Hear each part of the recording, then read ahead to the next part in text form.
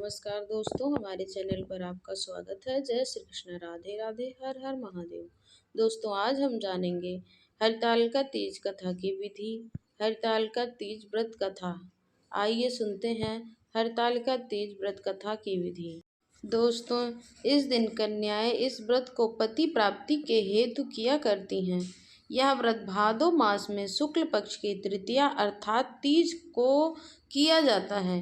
व्रत करने वाली को चाहिए कि वह एक दिन पहले ही अपने घर का झाड़ बुहार और लीप कर लें, स्वच्छ कर लें। बीच आंगन में व्रत के लिए स्थान लीपें, चारों ओर केले के पत्ते खड़े करें, मंडप बनावें, चौक लगावें, भगवान शिव और माता पार्वती की प्रतिमा स्थापित करें, कलश को यथा स्थान पर रखें, उसके सामने दीपक जलावें, चंदन अगरबत्ती तथा सुगंध को जलाकर समस्त स्थान को सुगंधित करें। ब्रह्म मुहूर्त में बिस्तर को त्यागें, नित्य कर्म से निर्वित हों, रेशमी वस्त्र को धारण करें, जहाँ तक हो सके गंगा जल से स्नान करें। यदि गंगा जल समीप ना हो तो नदी में स्नान करें। नदी के अभाव में सरोवर में स्नान करना चाहिए। यदि इनमें से कोई भी समीप ना हो तो तारे कोई छांव में कुएं के जल से स्नान करें और रेशमी वस्त्र धारण करें।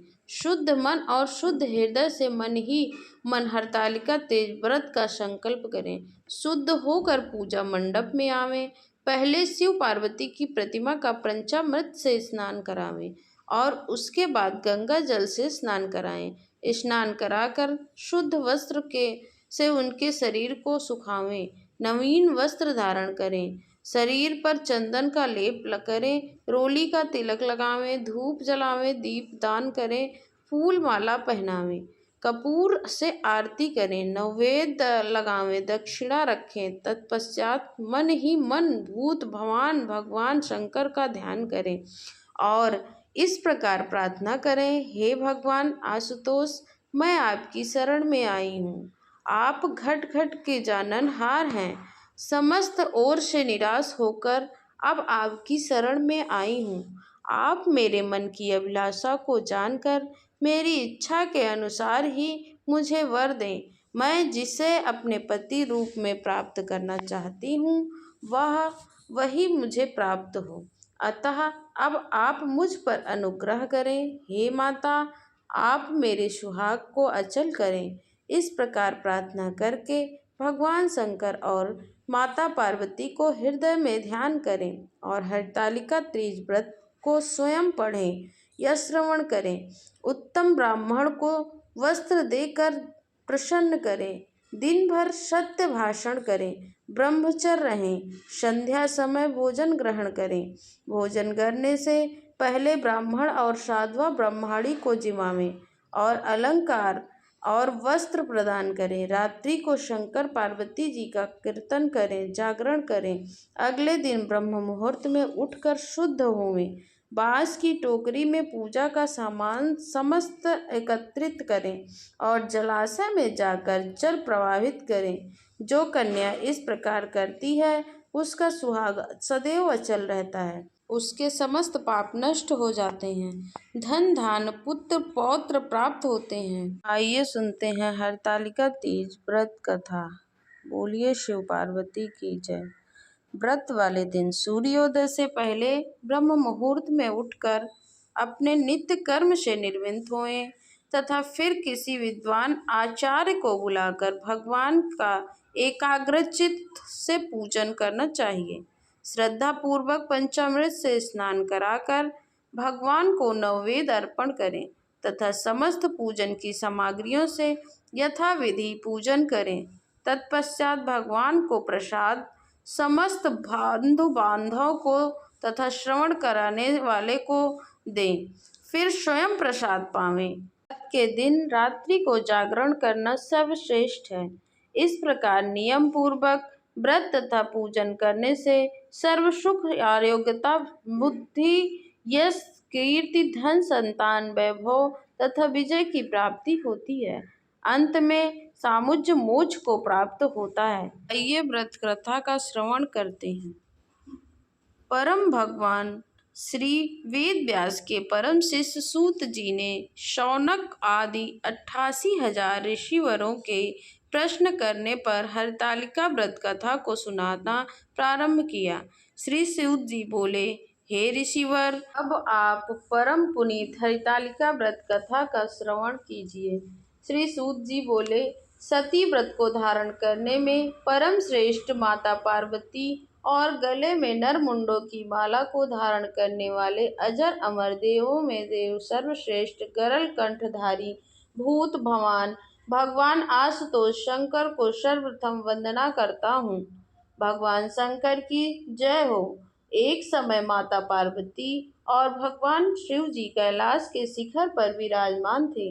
जिज्ञासा के वशीभूत होकर माता पार्वती ने महेश्वर से प्रश्न किया, हे देवादिदेव, आप इस विश्व के नियंता हो, समस्त धर्मों के अधिष्ठान हो और समस्त गुप्त वेदों को जानने वाले हो। आप मुझ पर अनुग्रह करके कृपया ऐसा गुप्त वेद मुझसे कहें जो समस्त व्रतों से श्रेष्ठ हो। उस व्रत को वर्णन करिए और जो अल्प कर्म के द्वारा महान फलों को देने वाला है। हे स्वामी, आप आदि मध्य और अंत से रहित हैं। आप धर्म की स्थापना करने वाले हैं, इसलिए मैंने आपसे यह प्रश्न किया है, जो आप कृपा करके मेरी इस जिज्ञासा को शांत करें। भगवती पार्वती के इन वचनों को श्रवण करने पर मंद मंद मुस्कुराते हुए आशुतोष भगवान शंकर जी बोले, हे प्रिय, तुमने आज मुझे अति श्रेष्ठ प्रश्न किया है। हे देवी, तुम्हारी इस जिज्ञासा को शांत करने के लिए इच्छा से ही मैं तुम्हें महान फल देने वाला अति गोपनीय व्रत कहता हूँ। यह व्रत वैसे ही पूर्णता गुप्त रखने योग्य है, किंतु इस प्रकार किए गए प्रश्न को सुनकर ही वर्णन करना पड़ रहा है। यह गोपनीय व्रत उसी प्रकार व्रतों में श्रेष्ठ है जिस प्रकार तारागणों में चंद्रमा, ग्रहों में सूर्य, चारों वर्णों में ब्रह्मांड और समस्त देवताओं में विष्णु श्रेष्ठ हैं। इस महान फलदायक व्रत का वर्णन वेद और स्मृतियों में है। यह अति पुरातन और श्रेष्ठ है। इसी व्रत के प्रताप से तुम मेरी अर्धांगिनी हुई हो। हे पार्वती, यह व्रत भाद्र मास के शुक्ल पक्ष की तृतीया अर्थात तीज को होता है। इस व्रत के करने से जीव के समस्त पापों का नाश हो जाता है। हे प्रिय, यह वही व्रत है जिसे तुमने मेरा वरण करने की इच्छा से हिमालय पर्वत पर किया था। आज तुम्हारे प्रश्न करने पर मैं तुम्हें उस व्रत को सुना रहा हूँ। इतनी कथा को श्रवण करने के पश्चात माता पार्वती ने आशुतोष भगवान शंकर जी से कहा, हे महेश्वर, आप कृपा करके इस व्रत का समस्त वृतांत मुझे सुनाएं। साथ ही यह भी बताएं कि इस व्रत को मैंने कैसे क्यों किया था। अपने पूर्व उस वृतांत को श्रवण करने की मेरी बहुत इच्छा है। भगवान शंकर जी बोले, हे पार्वती, आर्यावर्त के समस्त पर्वतों को स्वामी हिमालय नामक श्रेष्ठ पर्वत पर है। उस पर्वतराज की शोभा अवर्णनीय है। उसके चारों ओर अनेक प्रकार की भूमि है तथा वहाँ नाना प्रकार के वृक्ष सुशोभित हैं। वहाँ अनेक सरोवर है, अनेकों पर्वत कंदराएँ हैं और उत्कराएँ हैं। उस पर्वत पर विभिन्न प्रकार के पशु निवास करते हैं। वहाँ अनेकों गंधर्व, सिद्ध, चारण तथा यक्ष वास करते हैं। ये सब नाना प्रकार की किलोले करते हैं और विभिन्न प्रकार के विलास रचते करते हैं। उस पर्वतराज का मस्तक श्रेष्ठ मणियों, स्वर्ण, रत्न आदि से विभूषित है। उसकी मित्रता आकाश से है और यही कारण है कि वह आकाश को अपने हाथों अर्थात शिखरों पर साधे रहता है। हिमालय से पूर्ति करने वाली परम गंगा जी की धारा अपनी कल कल ध्वनि करती हुई उसकी उत्पत्ता को बहती रहती हैं। हे पार्वती, उसी श्रेष्ठ व्रत पर तुमने 12 वर्ष तक नीचे की ओर मुख करके तपस्या की है थी। उस समय तुमने समस्त भोजन त्याग दिए थे। फिर उसी पर्वत शिखर के ऊपर तुमने 64 वर्ष तक केवल सूखे पत्तों को खाकर तपस्या की थी। तुमने कठिन से कठिन तप किया था। माघ के शीत मास में तुमने ठंडे जल में बैठकर तप किया था। बैसाख की तपती हुई गर्मी में तुम आग के समान बैठकर तप करती रही। श्रवण के परम पुनीत मास में तुम आहार को त्याग कर बाहर जल में बैठी रहती थी। हे देवी, तुम्हारी इस कठिन तपस्या को देखकर तुम्हारे पिता पर्वतराज हिमालय को चिंता हुई। वे मन में दुखी हो गए। मन ही मन उन्होंने विवाह की चिंता की। उसी समय दैत्यवान नारद जी वहां आ गए। नारद ने भी तुम्हारी तपस्या को देखा। कन्या के दुख से दुखी हिमालय ने नारद जी का यथेष्ट सम्मान किया और वह बोले, हे देव ऋषि, आप इस समय किधर से आ रहे हैं? मैं अति भाग्यशाली हूँ। आपने अपने पवित्र चरण कमल से मेरे इस ग्रह को पवित्र कर दिया है। हिमालय के उन दीन वचनों को श्रवण करके नारद जी बोले, हे पर्वतराज, इस समय मैं विष्णु लोक से आ रहा हूँ। भगवान विष्णु को तुम्हारी पुत्री की इस महान तप को करने का पता लग गया है। इसी कारण उन्होंने मुझे तुम्हारे पास यह संदेशा लेकर भेजा है कि तुम अपनी इस कन्या को श्रेष्ठ वर को ही देना। वैसे तो तुम स्वयं ही जानते हो कि अखिल विश्व में भगवान विष्णु के समान कोई नहीं है। ब्रह्मा और शिव भी उनके समान नहीं है। इसलिए मेरी सम्मति तो यही है कि आप पार्वती का विवाह विष्णु के साथ ही करें तो उत्तम रहेगा। हिमालय ने कहा, हे मुनि, यदि स्वयं भगवान विष्णु ही मेरी कन्या पार्वती का वरण करना चाहते हैं और इसी कारण उन्होंने आपको यह भेजा है, तो उससे उत्तम और क्या बात हो सकती है। मैं भगवान विष्णु को ही अपनी कन्या को दूंगा। हिमालय के इन वचनों को श्रवण करके नारद जी आकाश मार्ग द्वारा चले गए। वे तुरंत ही पीतांबरधारी, शंख चक्र गदा पद्म से विभूषित कमल नयन भगवान विष्णु जी के सम्मुख जाकर बोले, हे देव, आपके विवाह की चर्चा मैंने हिमालय से जाकर की थी। उन्होंने पार्वती का विवाह आपके साथ करने के लिए तैयार हैं। नारद जी की इस बात को सुनकर भगवान विष्णु मुस्कुराकर चुप रहे।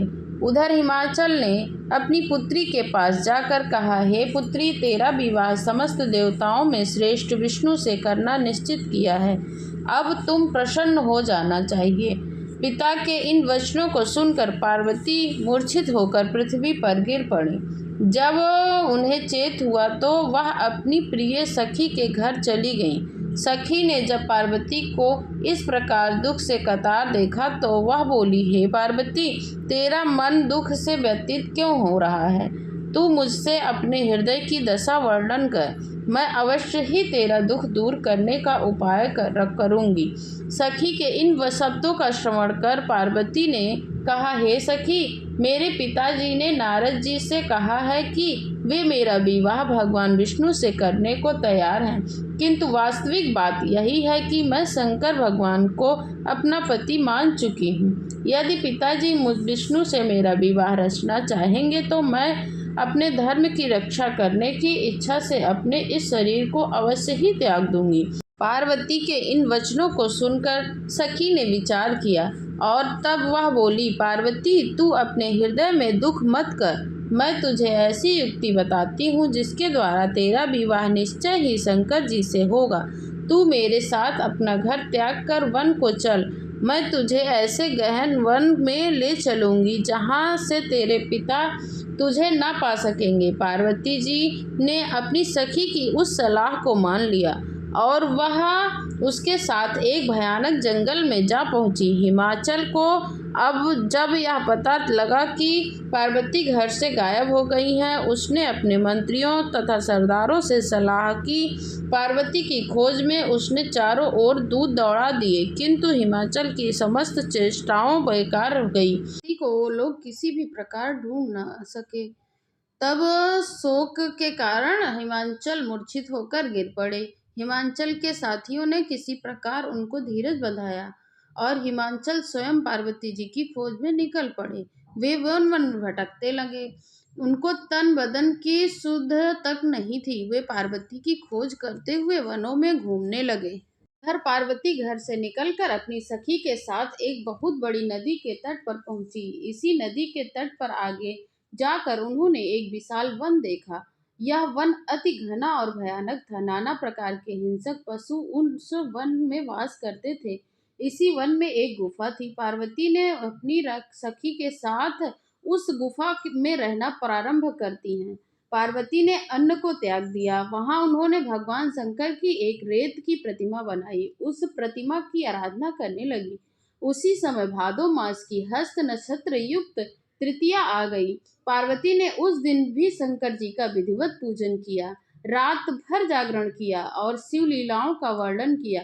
पार्वती के उस महान तप को देखकर भगवान शंकर का सिंहासन हिल गया और उसी क्षण वे पार्वती के सम्मुख जाकर उपस्थित हो गए और बोले, हे वरानने, मैं तुमसे अति प्रसन्न हूँ। वर मांग लो जो मांगना है। भगवान सदाशिव को अपने सम्मुख उपस्थित देखकर पार्वती को हृदय कमल से खिल गया। मन चाहा वर मांगने का की बात सुनकर पार्वती ने कहा, हे महेश्वर, यदि आप मुझसे प्रसन्न हैं और वर देना चाहते हैं तो कृपा कर मुझे अपनी पत्नी के रूप में स्वीकार कीजिए। मन चाहे वर को देकर शंकर जी अपने निवास स्थान को लौट गए। उसके बाद ही हिमालय पार्वती को ढूंढते हुए उसी वन में जा पहुंचे जहां पार्वती अपनी सखी के साथ रह रही थी। उन्होंने दूर से दो कन्या देखी। पास आने पर उन्होंने अपनी प्रिय पुत्री पार्वती को पहचान लिया। पार्वती को देखकर वे उसके पास पहुंचे और उसे अपने हृदय से लगाकर विलाप करने लगे। उन्होंने कहा, हे पुत्री, तुम इस महाभयानक वन में हिंसक पशुओं के मध्य क्यों निवास कर रही हो? चलो, अपने घर चलो। पिता के वचनों को सुनकर पार्वती ने कहा, हे पिताजी, आज आपने मुझे घर चलने का कारण पूछा है तो मैं आपको स्पष्ट बताए देती हूँ कि मैंने तन मन से भगवान शंकर को अपना पति मान रखा है। किंतु जब आपने मेरा विवाह विष्णु से करना तय कर लिया है तो मैं अपने धर्म की रक्षा को इस वन में चली आई। पार्वती की बात सुनकर हिमालय चल ने बोले, हे पुत्री, यदि तुमने भगवान सदाशिव को अपना पति स्वीकार कर लिया है तो इसमें मुझे तनिक भी आपत्ति नहीं है। तुम लौटकर घर चलो। मैं तुम्हारी इच्छा के विरुद्ध कोई भी काम नहीं करूंगा। पार्वती पिता के साथ घर लौट आई और तब हिमाचल ने पार्वती का विवाह शिव जी के साथ करा दिया। सूत जी बोले, हे ऋषिवर, इतनी कथा सुनाने के बाद भगवान सदाशिव ने पार्वती से कहा, हे प्रिय, उस व्रत के प्रताप से ही तुमने मुझे प्राप्त किया था। उस समय से अब तक मुझे किसी के आगे इस व्रत का प्रताप वर्णन करने का अवसर नहीं मिला। आज वह गुप्त भेद मैंने तुम्हारे सामने वर्णन किया है। जगत जननी पार्वती ने प्रश्न किया, हे भगवान, आप कृपा करके मुझे यह बताने का कष्ट करें कि यह व्रत को हरितालिका नाम क्यों दिया गया है। शिव जी बोले, क्योंकि तुमको तुम्हारी सखी हरण करके ले गई थी। इस कारण हर और आलिका मिलकर इस व्रत का नाम हरितालिका पड़ गया। पार्वती जी ने प्रश्न किया, हे परमेश्वर, आप कृपा करके इस व्रत को करने की विधि बताएं। यह भी बताएं कि महान व्रत के करने से किस प्रकार के फलों की प्राप्ति होती है। शिव जी बोले, हे प्रिय, यह व्रत कन्याओं के लिए श्रेष्ठ है। जो कन्याएं उत्तम वर की प्राप्ति चाहती हैं इसको अवश्य करें। जो स्त्रियां अचल सुहाग चाहती हैं वह इस व्रत को विधि पूर्वक करके उनकी मनोकामना इच्छा पूर्ति होती है और इससे उत्तम और कोई व्रत नहीं है। केले के खंभों का मंडप बनावें। उस मंडप में शिव और पार्वती की प्रतिमा की स्थापना करें।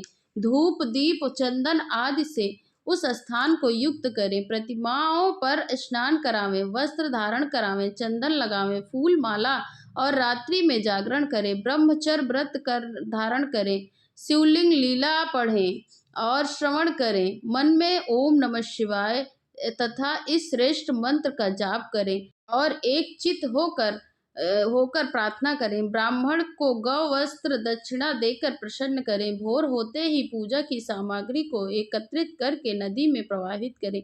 जो इस प्रकार करते हैं वो श्रेष्ठ फल पाते हैं। कन्या को मनचाहा पति मिलता है। स्त्री का अचल सुहाग होता है। यह व्रत समस्त पापों को नष्ट करता है। महादेव, कहानी सुनने वाले तथा सुनाने वाले और हुंकार भरने वाले की सभी मनोकामना पूर्ण हो।